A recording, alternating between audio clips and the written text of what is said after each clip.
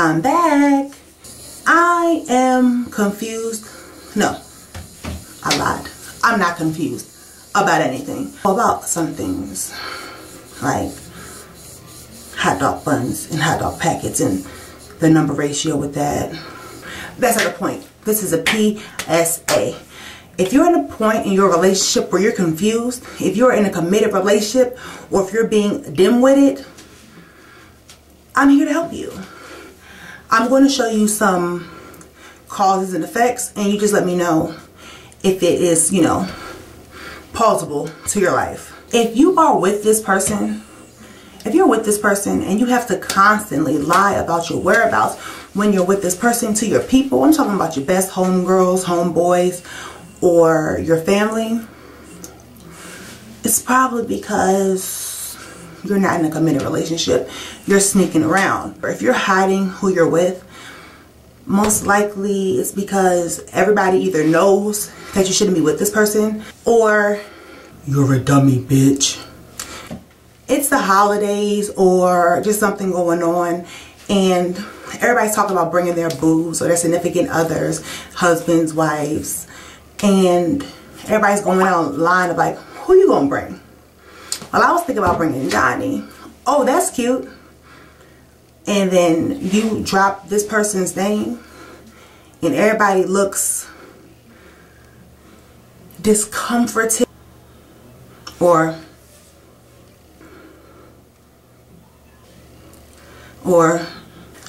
that's probably not your person. That's probably somebody that you know, and y'all have each other's phone number, but that's not your boo. If everybody's looking like you tried but their face read denied, that's called a tried and denied.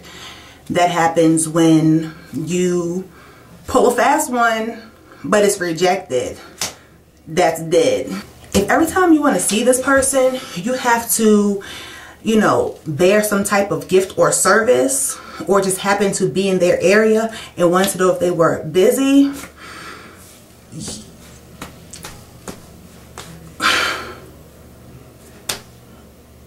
your ass tried it again. If you want to go see the person you're talking to, then you're like, hey boo, I got up early, wanted to come through. You shouldn't have to be like, oh, you know that calculator you had asked me to borrow for your geometry class?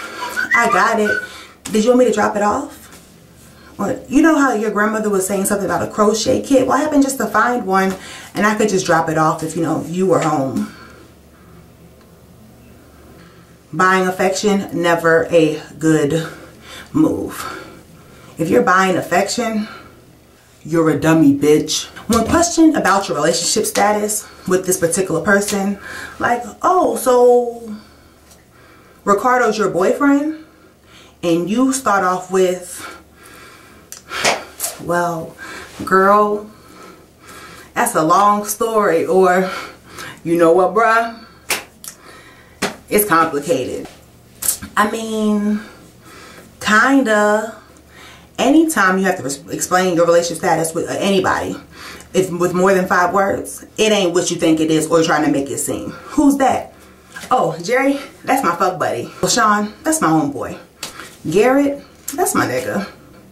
Those are how it goes. Not, well, I mean, it's like a long story. It ain't no long story, girl, boy, burl, goy, shim, fem. It ain't none of that. If you have to explain it in more than 5 words, it ain't what you're trying to make it.